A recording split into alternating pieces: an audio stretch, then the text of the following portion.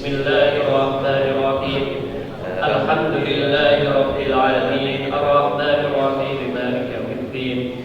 Iyyaka na'budu wa iyyaka nasta'in. Ihdinas siratal mustaqim. Siratal ladzina an'amta 'alaihim ghairil maghdubi 'alaihim waladdallin.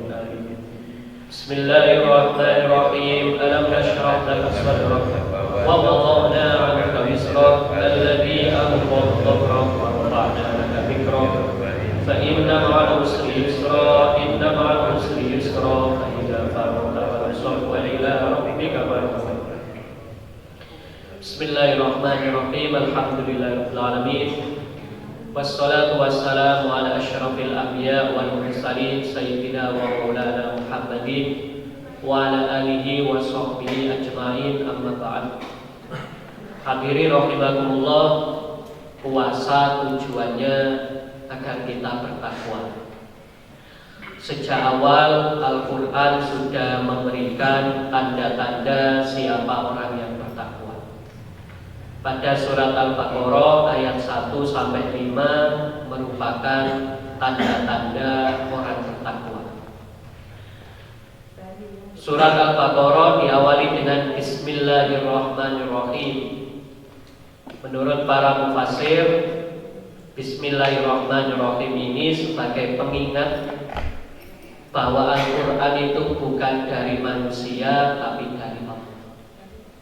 Kita saja kalau membaca buku, kok penulisnya hebat, belum baca itu sudah senang. Karena kita tahu yang nulis orang hebat. Kalau ada seorang dai ahli pidato, belum pidato tapi namanya sudah besar, namanya sudah hebat. Belum pidato kita sudah senang, padahal masih belum pidato. Demikian halnya yang lain.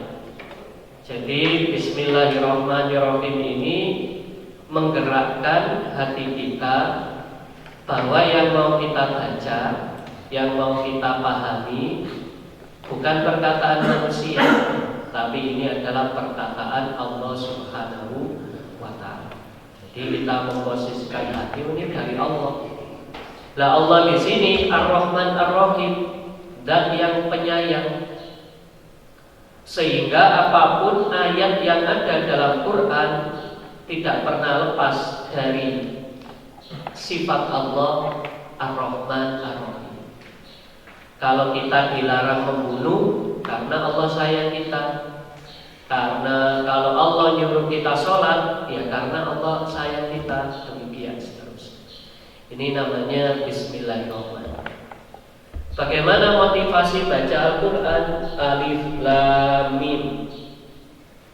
Bahwasanya pahala bacaan Al-Quran itu bukan per ayat tapi per huruf. Beda kalau kita baca hadis, ya dengan baca hadis satu halaman pahalanya ya satu, yaitu huruf. Jadi kita membaca Alif Lam Mim saja sudah dapat 30. Padahal cuma Alif Lam Mim. Nah, kita setiap saat ngomong Bismillahirrahmanirrahim, yang di situ ada 19 huruf. Tiap memulai sesuatu Bismillahirrahmanirrahim 19 huruf kali 10 190, itu berapa kali? Apalagi kalau suka baca Fatihah, itu tambah lebih. Oleh karena itu ini motivasinya. Kita saja hadiri rahimakumullah, kalau dapat sesuatu yang berlipat-lipat itu seneng. Ada orang berdagang dapat keuntungan 2 kali lipat dari modal, itu senengnya luar biasa. Apalagi 10 kali lipat dari modalnya. Nah, ini 10 kali lipat. Jadi satu huruf yang kita baca pahalanya 10 kali lipat. Nah, ini motivasi membaca Al-Quran. Zalikal kitabul la raiba fi. Nah, kalau kita membaca Al-Quran itu salah satu tujuannya adalah agar kita tidak lagi punya sifat ragu-ragu. Kenapa? Karena Islam ini agama yang menuntut kita iman. Lah yang namanya iman itu apa? Yakin. Iman itu napa? Yakin. Kalau kita tanya, ada ndak kayak kemarin, ada ndak sesungguhnya virus itu? Kalau tanyanya 1 abad yang lalu, 2 abad yang lalu, orang nggak akan percaya ada virus. Karena belum ditemukan alatnya seperti mikroskop. Walaupun ada orang bilang ya nggak percaya. Kenapa? Tidak bisa melihat langsung. Kenapa kok sekarang kita percaya ada makhluk-makhluk kecil seperti virus, bakteri, padahal mata kita nggak pernah melihat kecuali pakai alat. Kenapa kok kita percaya? Nah, karena tadi sekarang sudah ada alatnya yang bisa untuk melihat virus, bakteri dan yang lain-lain. Kita percaya. Nah, bisa jadi sesuatu yang belum kita lihat, kita harus percaya. Bukan karena kita tahu, justru karena kita belum tahu, patokannya ya memang percaya. Dari mana kita percaya surga neraka? Ya, padahal kita belum pernah nggak pernah Lah, maka guru percaya. Ya, ini percayanya orang Islam, walaupun belum melihat secara langsung, tapi iman, percaya. Hadirin rahimakumullah, sama seperti ini. Kalau ada orang yang pegang data, misalnya ada orang pegang data, misalnya dia yang ngurusi data tentang siapa saja calon mahasiswa yang diterima di perguruan tinggi. Dia yang pegang datanya. Lalu dia bilang ke kita, kamu lulus. Walaupun dia nggak menunjukkan datanya, kita percaya dia. Kenapa? Karena dia yang pegang datanya dia. Walaupun kita nggak melihat pengumuman, belum pengumuman kita sudah percaya. Padahal pengumumannya belum. Sama seperti kita ngajukan proposal ke Kemenak, belum ada informasinya, tapi dia yang ngurusi.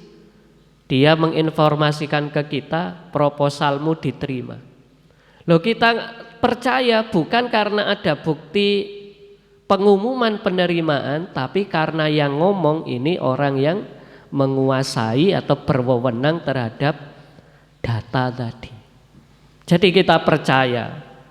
Oleh karena itu, karena Allah ini maha mengetahui, Allah ini adalah pencipta kita, maka apapun yang diceritakan kita percaya.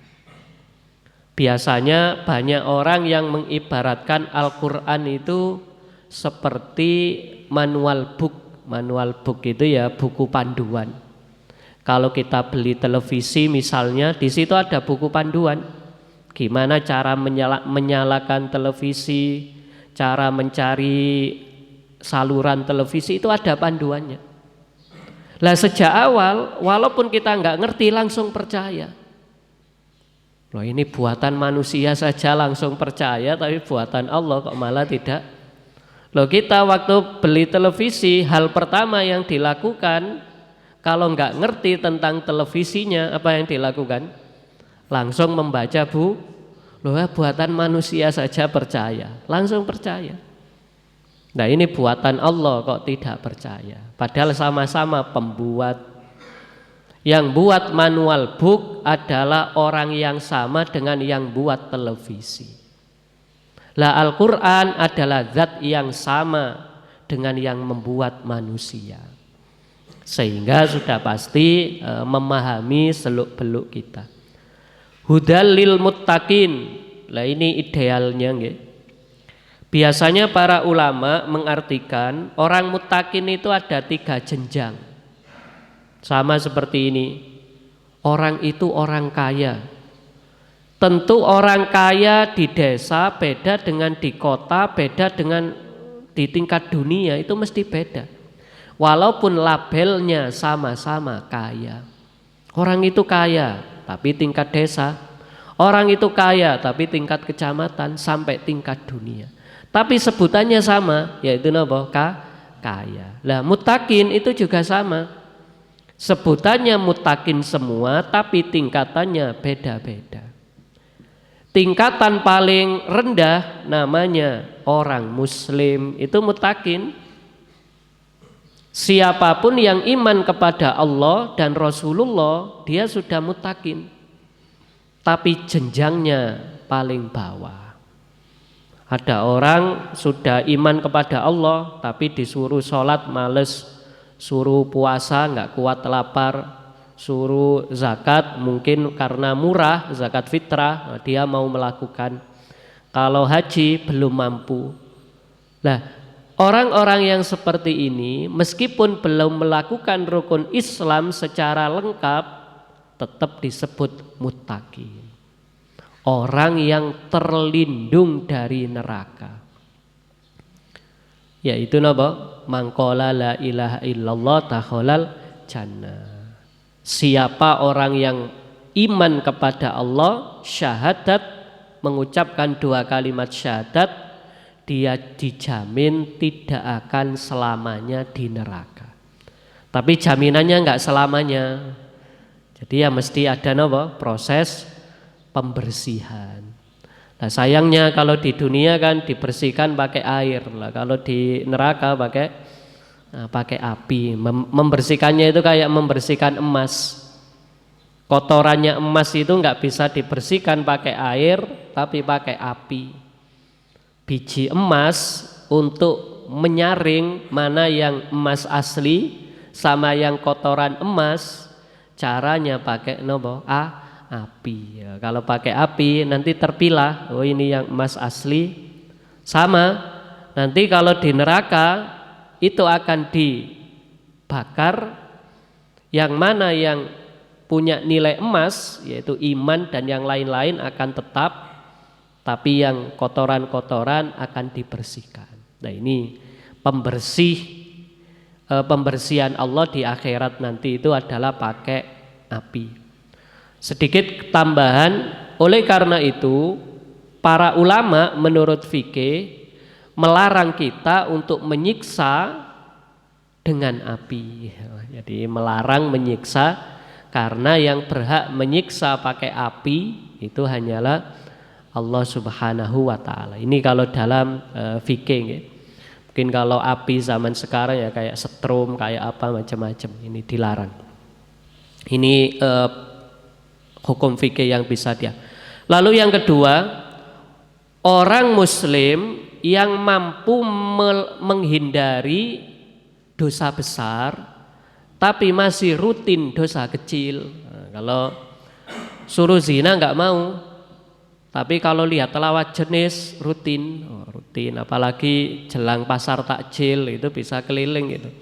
Keliling, kenapa ke pasar takjil? Tujuannya nggak cari takjil, cari tadi pemandangan-pemandangan. Nah seperti ini ya muttaqin, tapi muttaqin yang tadi dia memang nggak melakukan dosa besar, tapi masih rutin dosa kecil.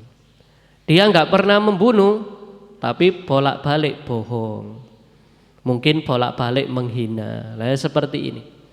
Lah dosa-dosa besar dihindari, dosa kecil masih tetap dilakukan. Lah yang seperti ini muttaqin yang kedua. Muttaqin kedua itu ini yang bisa jadi rata masyarakat itu yang di sini tadi. Ya, ada yang level pertama tadi yang tidak menjalankan rukun Islam. Yang kedua, rukun Islamnya jalan, tapi nanti maksiat ya tetap jalan itu. Kalau di masjid ya sholat, di pasar ya nipu, ya beda tempat soalnya. Allah hanya ada di masjid, di pasar nggak ada Allah. Jadi kalau di luar bebas dari Allah, steril dari Allah. Jadi tadi, nah ini membuat orang maksiat tadi. Nah ini kalau dosa kecil masih dilakukan rutin dan yang lain-lain berarti muttaqin yang. Nah yang paling tinggi itu muttaqin yang jangankan yang dosa, yang iseng itu ditinggalkan. Min husni islamil mar'i tarkuhu ma la ya'nihi. Jangankan yang haram, yang halal saja ditinggalkan. Ada orang sufi-sufi itu kalau makan kadang hanya beberapa puluk, Kenapa kok hanya beberapa puluk makan nasinya? Karena tadi khawatir yang dimakan itu nanti berlebihan. Padahal yang dimakan jelas yaitu apa? Barang yang halal, tapi nggak mau sampai kenyang. Di dalam tasawuf itu banyak orang yang ngamalkan seperti itu, yaitu orang yang lauknya adalah lapar. Kapan dia makan? Bukan sesuai jam, tapi sesuai lapar. Lah tanda seseorang lapar kalau nggak pilih-pilih menu. Selama kita masih pilih-pilih menu, itu aslinya belum lapar.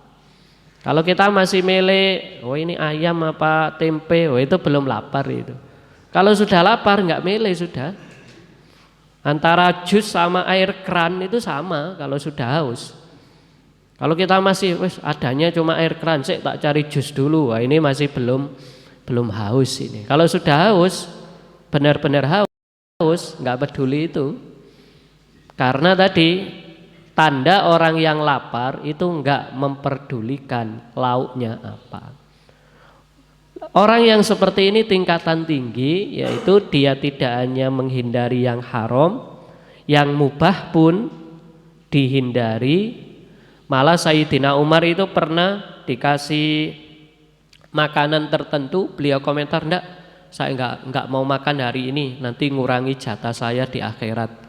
Tapi yang seperti ini nggak sulit ya. Kalau kita dihidangkan sesuatu yang enak, komentarnya apa?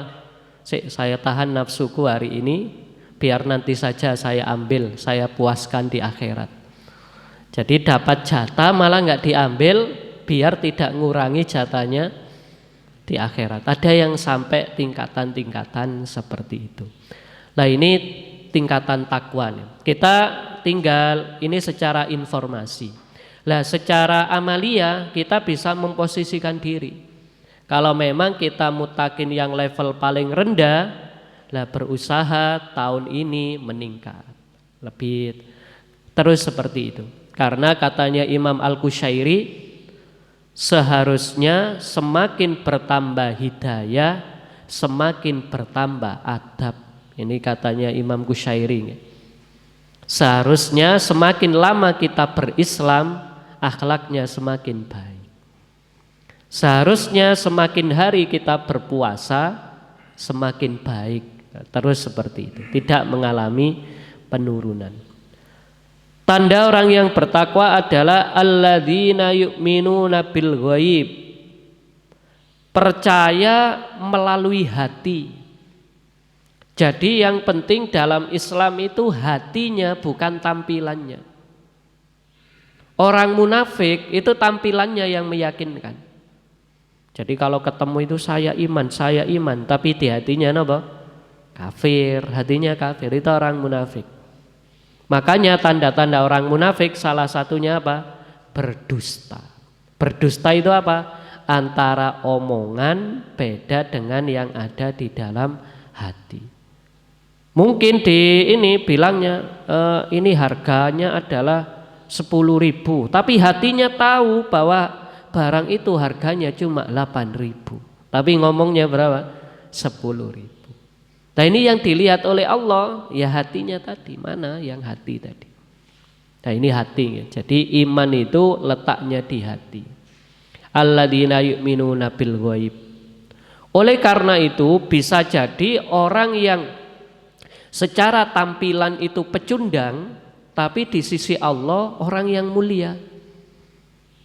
Di sisi Allah orang mulia, tapi di sisi manusia pecundang, nggak terkenal. Sering saya sampaikan, Uwais Al-Qarni itu nggak ada yang kenal. Satu masyarakat nggak ada yang kenal Uwais Al-Qarni, nggak ada yang kenal. Tapi yang kenal malah Rasulullah Shallallahu Alaihi. Padahal masyarakatnya nggak ada yang kenal. Yang kenal malah Rasulullah. Jadi di masyarakatnya nggak terkenal, orang nggak terkenal, wes pokoknya ibaratnya orang yang masa depan suram lah, bahasa kita kan orang yang masa depan suram, tapi di sisi Allah mulia. Nah, maka hadirin rahimakumullah, di sini kita berpandangan oleh dalam hadis disampaikan kita disuruh husnudzon kepada setiap manusia. Kenapa? Karena yang tahu hati manusia hanyalah Allah. Innahu alimum bidzatis sudur. Katanya Al-Quran, lita'arofu. Kalau ketemu manusia itu lita'arofu, saling mengenali, saling mengerti, bukan saling menghakimi. Kita nggak bisa menghakimi orang dari penampilannya. Ini penampilannya ini, pasti ya nggak bisa seperti itu. Karena terkadang tadi bahwasanya iman itu letaknya di mana? Di hati tadi. Tadi saya kasih contoh yang namanya Uwais Al-Qarni itu secara kasat mata nggak terkenal. Secara kasat mata nggak terkenal, nggak berprestasi. Tapi ternyata ini di sisi Allah mulia, di sisi Rasulullah mulia. Dari sini kita tidak perlu merasa rendah diri ketika kalah saing. Pendidikan kita kalah dengan Finlandia, kebersihan kalah dengan Singapura, ketertiban kalah dengan Jepang, ekonomi kalah dengan Amerika. Itu semua nggak perlu merasa nggak perlu merasa rendah. Selama kita masih Islam, ya insya Allah kita masih tetap dicintai oleh Allah. Sama seperti kalau kita menyukai timnas sepak bola itu entah menang entah kalah kita tetap senang. Tidak mungkin misalnya ada timnas Indonesia melawan Thailand, yang menang Thailand, gara-gara Thailand yang menang kita jadi senang Thailand, ya enggak, tetap senangnya kan? Walaupun kalah. Lah orang Indonesia walaupun bolak-balik kalah, ekonominya kalah, kebersihannya kalah, ininya kalah, tapi keimanannya menang. Di sisi Allah masih menang walaupun di dunianya kelihatan kalah terus saja. Ya, ekonomi kalah, kebersihan kalah, ketertiban kalah, keamanan kalah. Tapi apa? Menang di segi buktinya apa? Umat muslim terbesar di dunia masih dipegang oleh Indo. Nah ini harus disyukuri. Nah ini namanya tadi, yang penting itu tadi.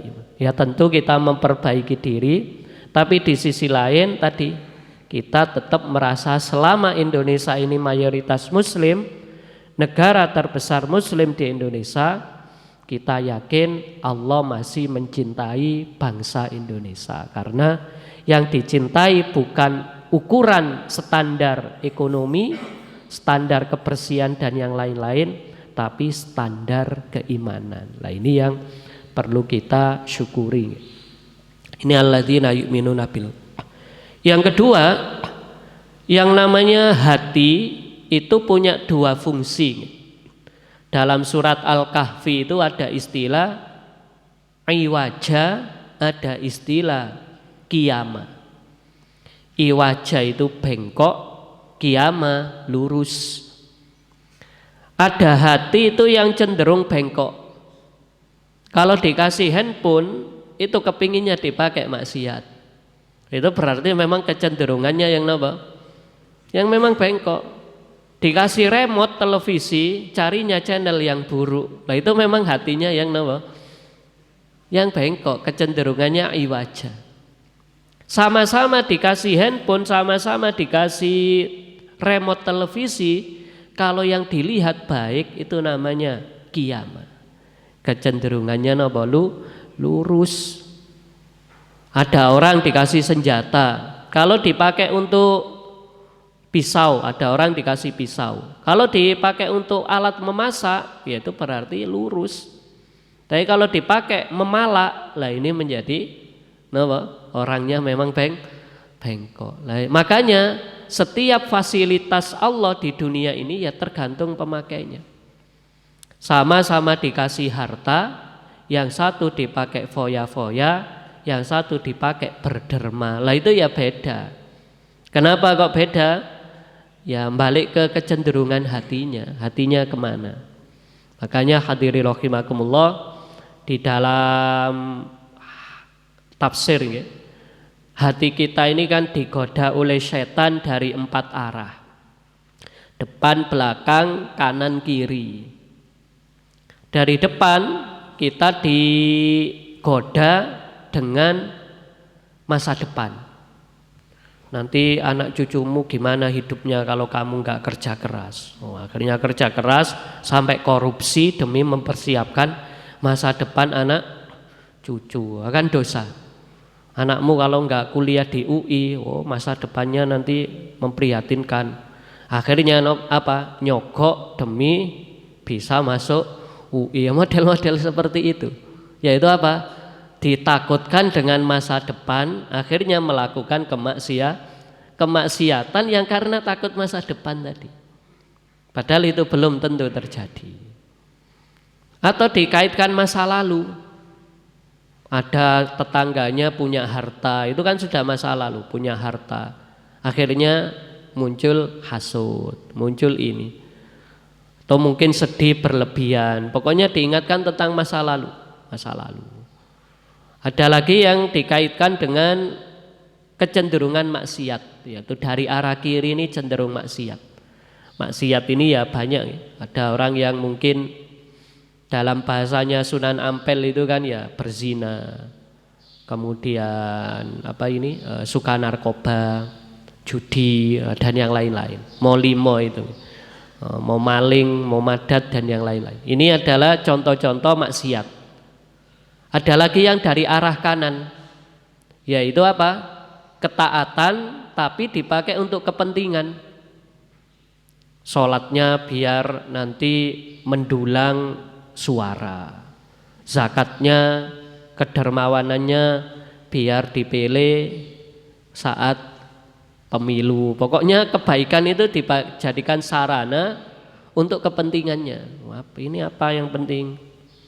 Ini kalau dalam ya ibaratnya orang itu kelihatan amalnya baik, tapi di situ ada unsur riaknya, ada unsur ujubnya, ada unsur sombongnya dan yang lain-lain, sehingga membatalkan kebaikan itu sendiri.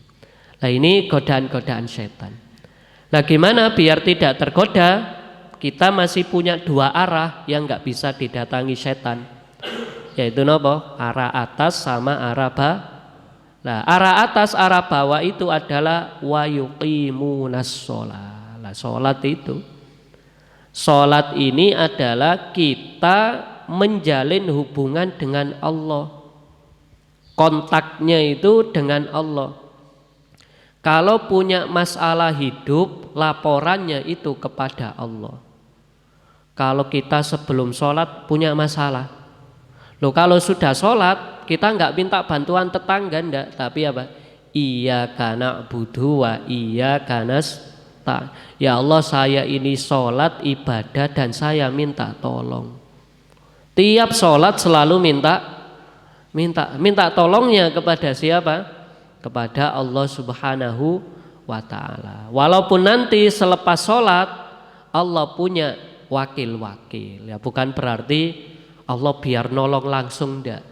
Kadang pertolongan Allah itu tiba-tiba terbersit keinginan kita untuk beli obat.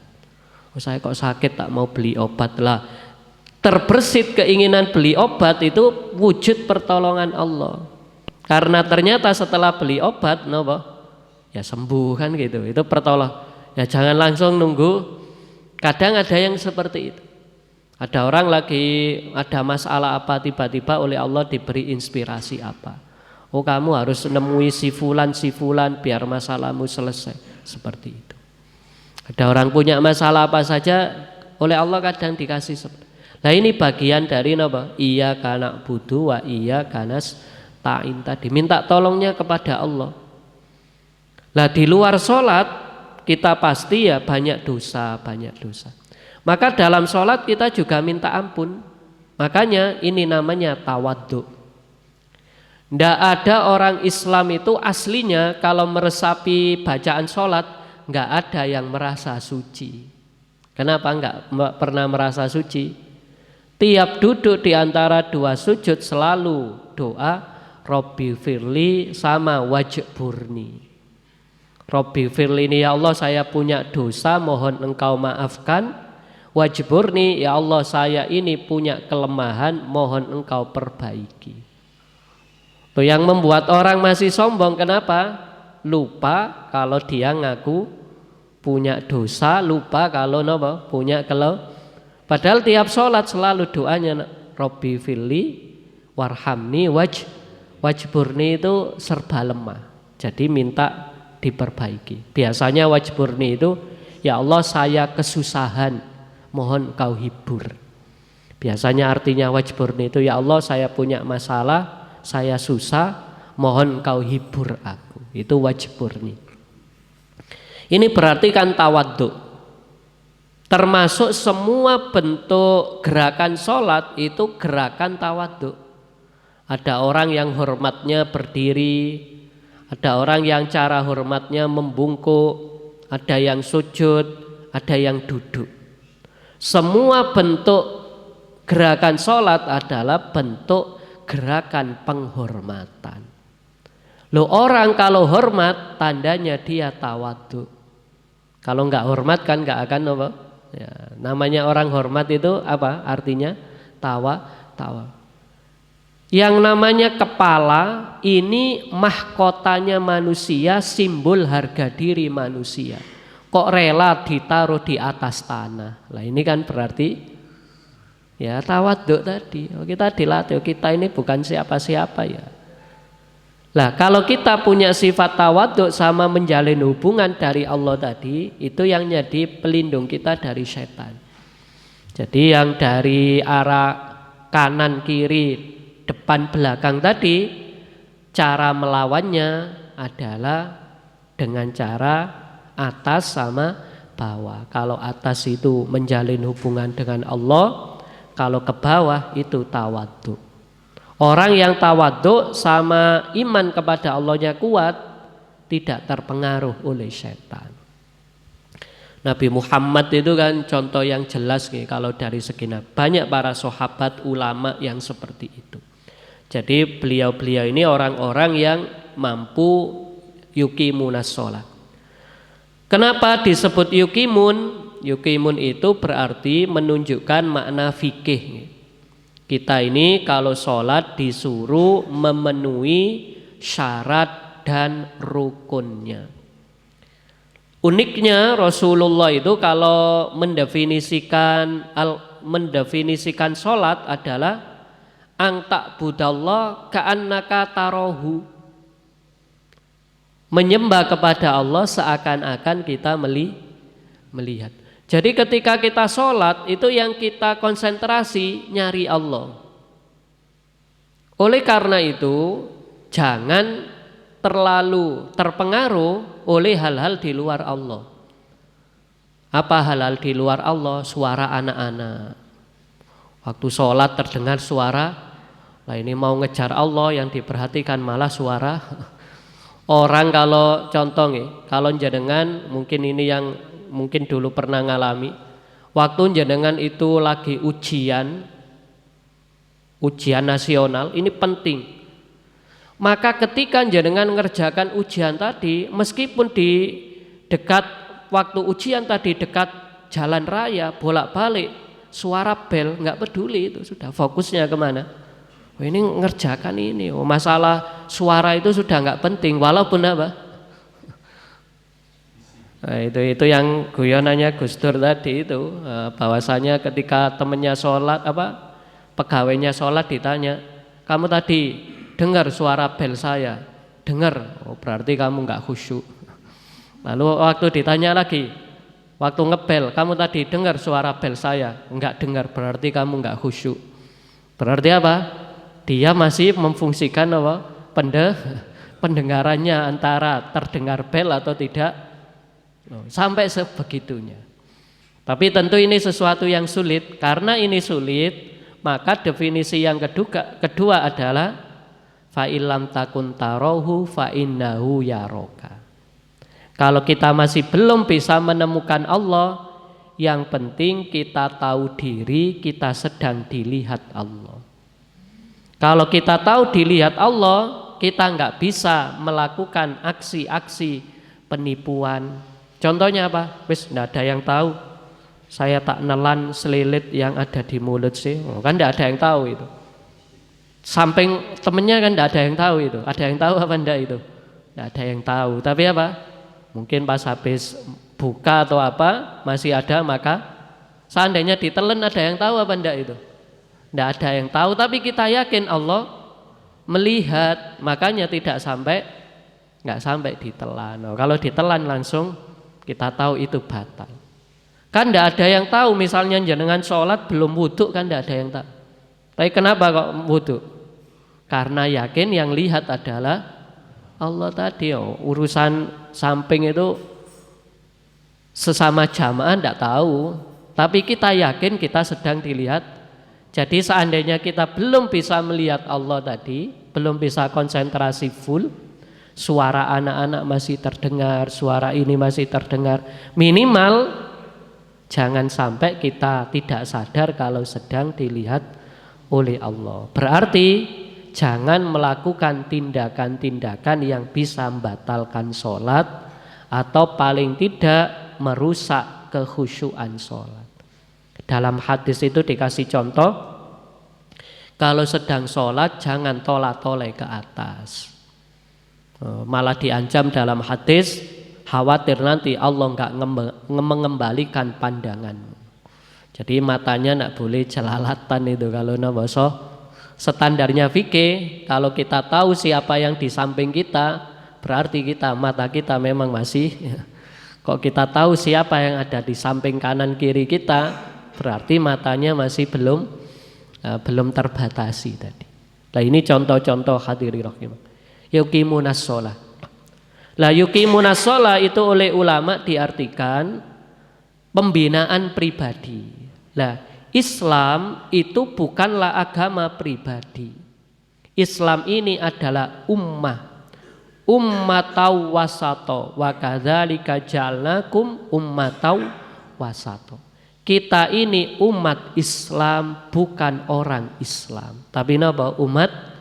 Karena umat Islam bukan hanya mendidik diri jadi orang Islam, tapi membangun keumatan. Lah membangunnya itu wa mimma razaqnahum yunfikun. Likulli syai'in zakat, segala sesuatu itu ada zakatnya. Jenengan dikasih waktu 24 jam oleh Allah, lah itu ada zakatnya. Kita oleh Allah dikasih tenaga, lah ya ada zakatnya. Kita punya ilmu, ada zakatnya. Jadi semua yang diberikan oleh Allah itu ada zakatnya masing-masing.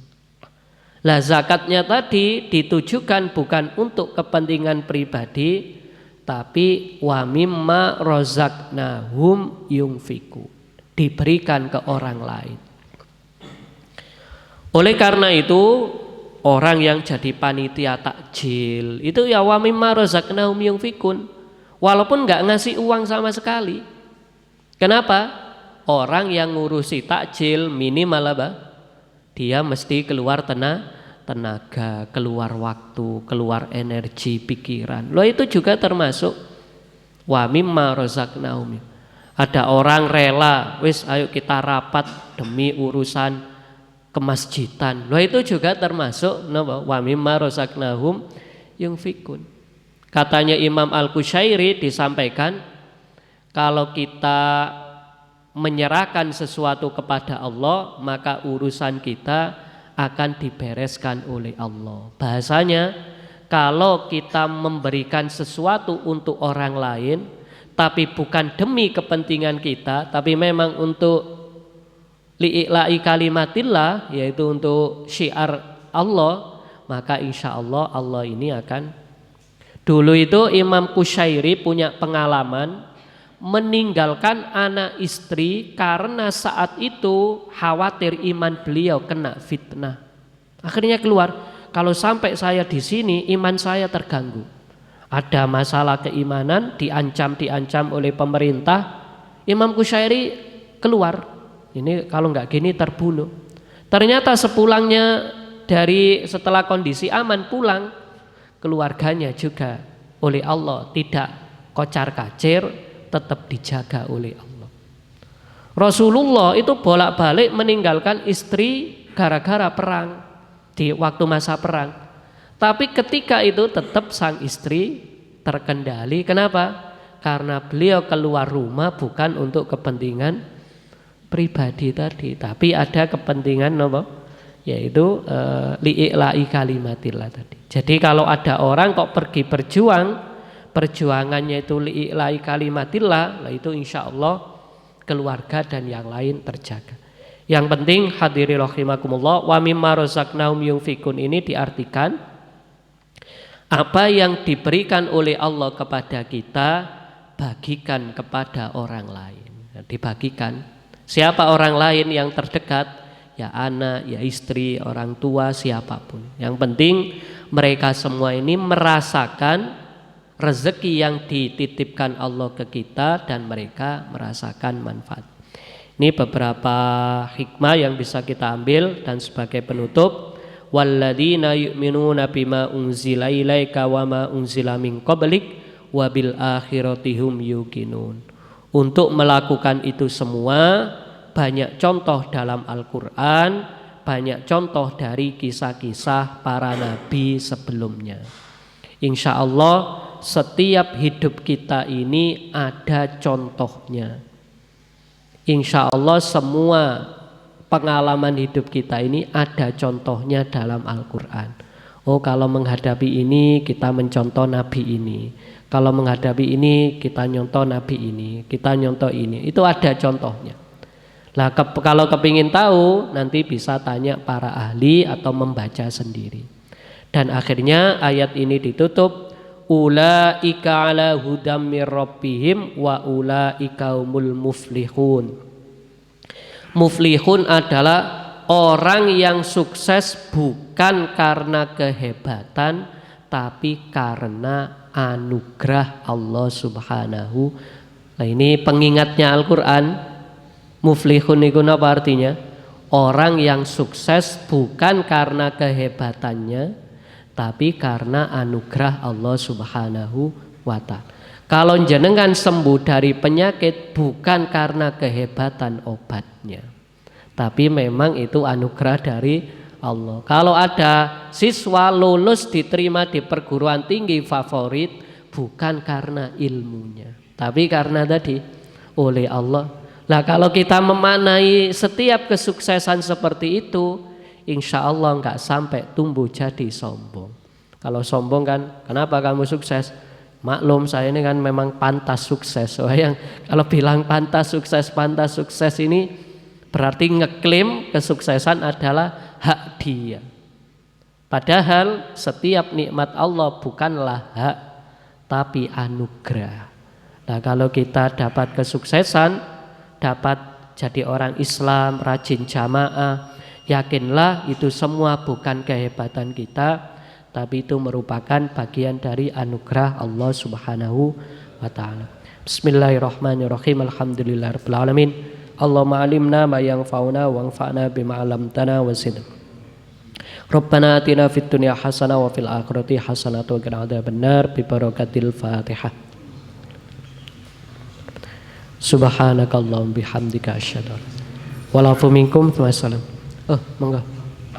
Implementasi integritas dan ulama itu kalau menggabungkan antara surat An-Nas sama surat Al-Baqarah itu artinya bahwasanya Al-Qur'an itu ujung-ujungnya adalah demi kepentingan manusia tadi. Diawali dari Bismillahirrahmanirrahim surat Al-Fatihah. Kalau di awalnya bukan surat Al-Baqarah tapi nama surat Al-Fatihah, yaitu Bismillahirrahmanirrahim. Jadi biasanya ulama itu menghubungkan Bismillahirrahmanirrahim, tujuannya apa nanti? Yaitu minal jinnati wan nas, demi kepentingan manusia. Ini kalau namanya ilmu munasabah seperti itu. Jadi hubungannya bukan surat An-Nas dengan Al-Baqarah, tapi hubungannya surat An-Nas dengan surat Al-Fatihah tadi sebagai permulaan ayat. Biasanya para ulama mengartikan Al-Fatihah ini mengisyaratkan segala sesuatu dari Allah, Bismillahirrahmanirrahim, tujuannya adalah untuk manusia. Qul a'udzu birabbin nas tadi. Adapun kalau dikaitkan Memang salah satu penyebab keraguan itu adalah alladzi waswisu fi sudurin nas minal jinnati wan nas. Memang salah satu penyebab keraguan bisa dari manusia, bisa dari jin. Orang yang mengganggu keimanan baik jin maupun manusia itulah yang hakikatnya setan. Karena setan itu arti aslinya orang yang menjauhkan dari rahmat Allah. Ada teman kita yang ngajak ke diskotik, walaupun tampilannya teman, aslinya ya setan. Yang ngajak ke lokalisasi, itu juga sama, walaupun manusia tetap hakikatnya itu apa? Setan. Kenapa? Karena ngajak kita jauh dari rahmatnya Allah. Lah itu kita dengan sholat dan yang lain-lain, yaitu dengan memperkuat sholat dan tawaduk, kita berharap terhindar dari rasa was-was dari setan tadi. Lalu yang kedua, kalau untuk masalah biasanya Al-Quran itu saling menafsirkan. Biasanya kalau di situ ada hudal linnas, berarti Al-Quran ini tidak hanya efektif bagi orang Islam, orang non-muslim pun kalau dia pandangannya jernih, dia bisa dapat petunjuk dari Al-Quran.